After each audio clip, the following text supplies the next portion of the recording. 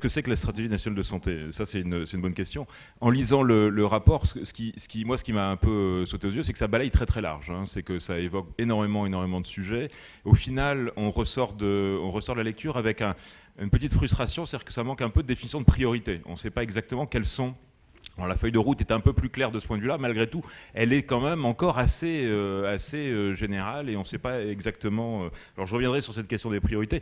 Ce qui est intéressant aussi, et qui a été rappelé par les deux orateurs précédents, c'est un petit peu qu'est-ce qui manque dans ces... Alors que ça balaye très large et effectivement, on parle très peu d'efficience.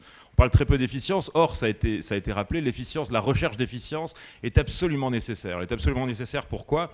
Eh bien parce que oui, on a des nouveaux besoins, on a des nouveaux besoins, des nouvelles populations, des nouveaux besoins de santé, on a aussi des nouvelles possibilités techniques, des nouvelles possibilités de prise en charge. On a des nouveaux médicaments qui arrivent, qui sont plus efficaces, plus puissants qu'avant, et ça, il faut bien les financer. Alors si on est contraint en termes d'enveloppe budgétaire, qui est une question qu'on peut se poser. Hein. Il n'est pas du tout inscrit dans le marbre qu'on ne doive jamais dépenser plus que 12% de la richesse nationale dans les soins de santé. Ça, en général, je commence comme ça achète l'adhésion, et après, on peut revenir un petit peu dans l'autre sens. Non, c'est pas une blague. Si les dépenses d'informatique augmentent régulièrement, les dépenses d'informatique des ménages augmentent régulièrement, personne ne s'en émeut en disant « Oh là là, c'est une catastrophe, la dépense informatique des ménages explose.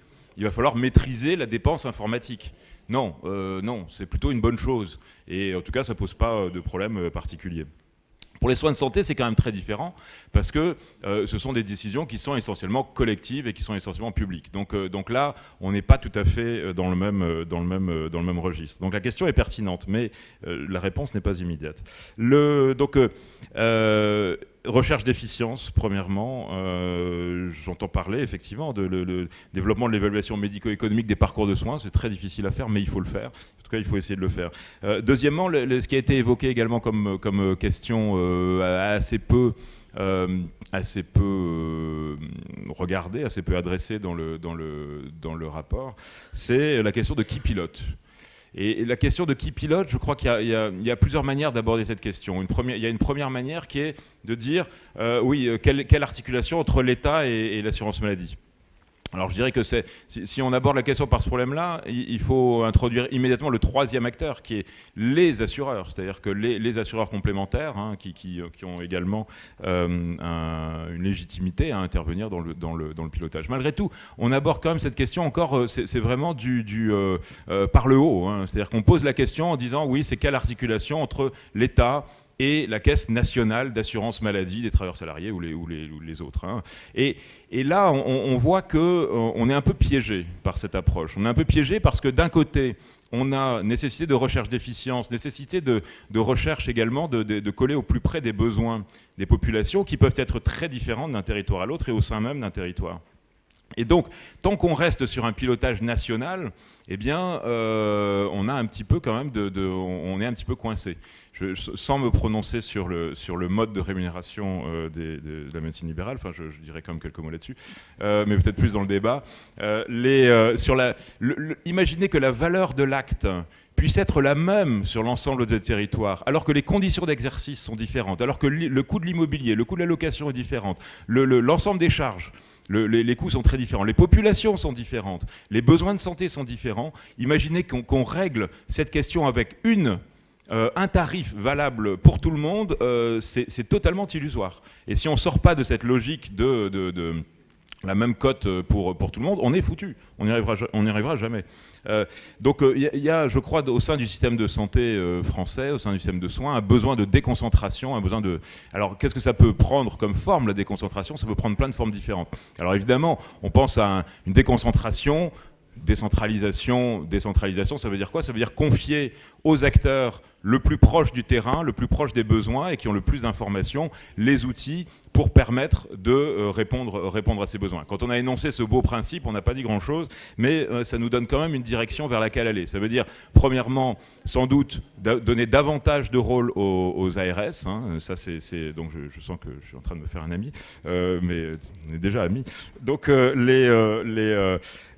davantage de pilotage aux ARS et davantage également de liberté entre entre les ARS, hein, c'est-à-dire que plus de capacité d'innovation, d'initiative, je reviendrai aussi sur la thématique de l'innovation, parce que c'est un point vraiment important. Donc besoin de déconcentration. Deuxième point qui là pour le coup est totalement évoqué dans le rapport, c'est meilleure articulation des professionnels, meilleure articulation ville-hôpital. Bon ça fait maintenant une quinzaine d'années, 20 ans que j'étudie les systèmes de santé à travers l'angle de l'analyse économique. Je pense que j'ai toujours entendu qu'il fallait mieux coordonner les patients. Je pense que j'ai toujours entendu également depuis 20 ans que le système de soins le patient devait être au cœur du système de soins. Hein. Ça, j'ai jamais entendu personne dire que le patient ne devait pas être au cœur du système de soins. Si quelqu'un dit ça, c'est qu'il est, je sais pas, hein, il y a un problème. Donc, meilleure articulation des professionnels, besoin de mieux articuler la ville, l'hôpital. Oui, tout ça, on le sait depuis très longtemps. Alors, qu'est-ce qui bloque ? Qu'est-ce qui bloque ? Ben là, je vais revenir sur le paiement à l'acte. Oui, le fait de payer chaque intervention de chaque professionnel, de payer comme ça de manière très découpée, eh bien fait que ça n'incite pas du tout à la coordination entre les différents actes, entre les différents éléments, entre les différents maillons de la prise en charge. Il y a d'autres manières d'organiser les soins, d'autres manières qui sont possibles. Je vais peut-être vous faire bondir, mais il y a un modèle qui n'est pas forcément idiot, en tout cas à les regarder, c'est le modèle anglais. Le modèle britannique qui, pour la médecine alors je ne parlerai pas de la médecine hospitalière en Angleterre, on est plutôt là pour parler de la médecine ambulatoire, mais pour la médecine de ville, le système britannique est un système avec de bons résultats.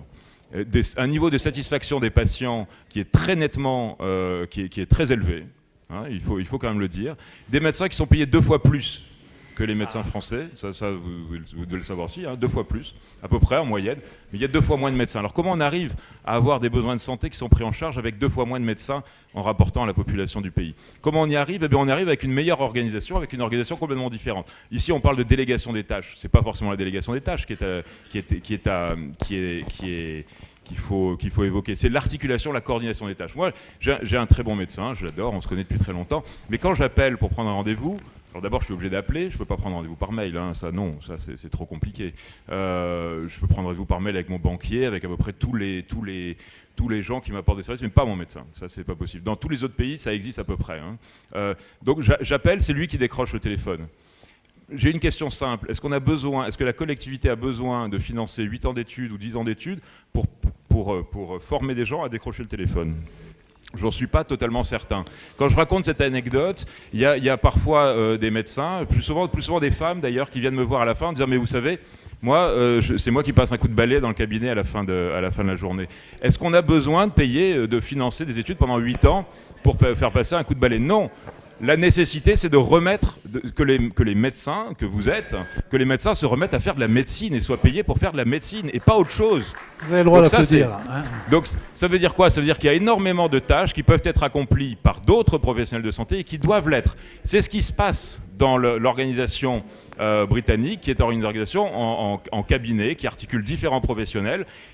Le point important, c'est que ces cabinets sont rémunérés, c'est le cabinet qui est rémunéré et qui ensuite s'organise de manière à prendre en charge, à articuler ces différents intervenants. Encore une fois, la rémunération de ce cabinet, je vais terminer là-dessus, je sens qu'il y a un peu d'impatience. La rémunération du cabinet est en grande partie réalisée en fonction d'indicateurs de qualité des soins et d'indicateurs de santé publique. Je prends un exemple, réduction des inégalités de santé, suivi des patients, un cabinet qui tient à jour un registre avec tous les patients diabétiques qui sont suivis dans le cabinet, eh bien ce cabinet va avoir un certain nombre de points qui vont donner lieu à une rémunération. Si chaque patient diabétique a été vu 2 fois dans l'année, eh bien il y a également un nombre de points supplémentaires. Tout ça, ça va dans le bon sens. Après, comment ça s'organise ? L'éducation thérapeutique est faite de plus en plus par des professionnels spécialisés dans l'éducation thérapeutique, qui ne sont pas nécessairement des médecins.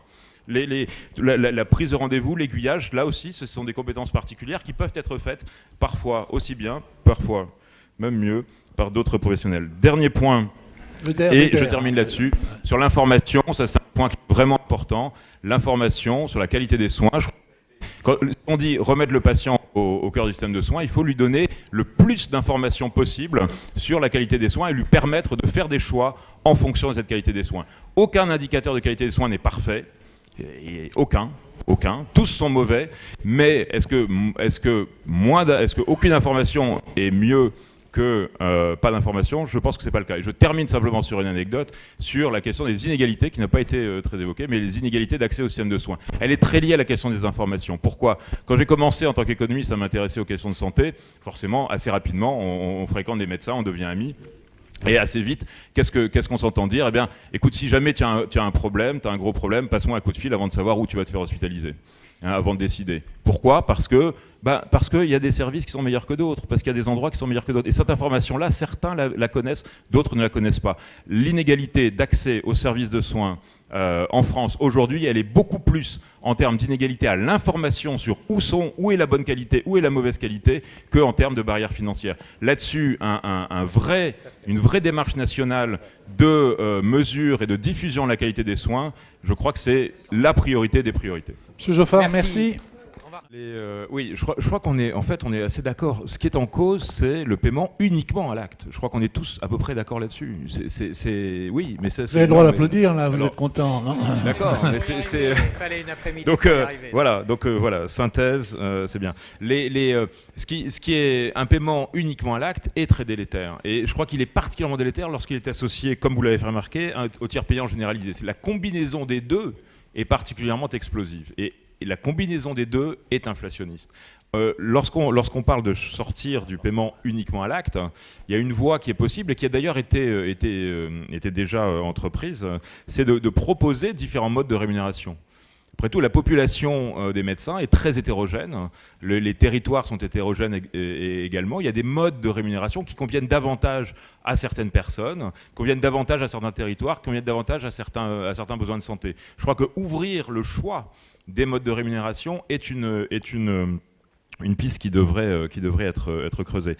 Lorsqu'on a évoqué les inégalités et le rôle des professionnels de santé dans les inégalités, c'est vrai que les inégalités sociales de santé ne sont pas, leurs déterminants sont bien plus profonds et bien plus amont que le système de soins qui d'une certaine manière intervient un petit peu tard. Malgré tout, les professionnels de santé ont quand même les moyens d'agir et ont quand même des moyens pour réduire les inégalités de santé. Je prends un exemple, excusez-moi d'y revenir, mais en Grande-Bretagne, un cabinet médical qui conduit régulièrement des entretiens avec ses patients les plus défavorisés socio-économiquement, qui souvent sont des patients qui ont des comportements alimentaires plus défavorables à la santé, qui ont un taux il y a plus de fumeurs, etc. Eh bien, lorsque des actions spécifiques sont entreprises auprès des populations les plus défavorisées, eh ben, on gagne des points en termes d'actions de santé publique. Donc il y a des actions, il y a plein de manières de décliner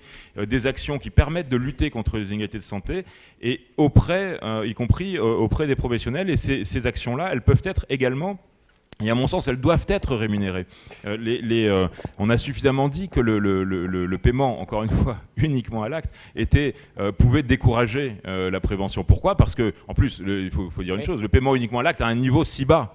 C'est-à-dire comment voulez-vous comment voulez-vous faire de la prévention pour 23 € pour la consultation ? Ça, bravo. De ce point de vue-là, c'est totalement absurde. On arrête là. Donc, parce que voilà. C'est un peu démago là, monsieur Geoffard. Non.